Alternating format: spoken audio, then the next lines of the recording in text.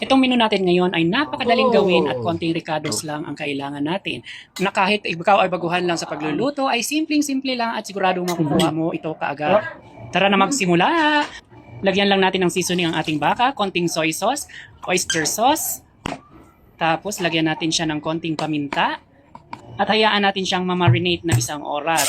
At sa ating kawali, maglagay tayo ng tamang tamin ng mantika at igigitan natin ang ating bawang hanggang sa ito ay mag-brown at itabi para ipang toppings natin sa ating lulutuin.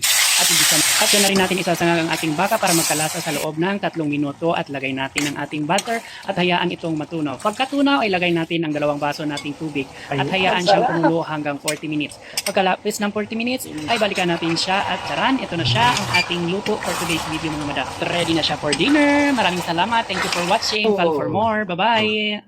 Mm.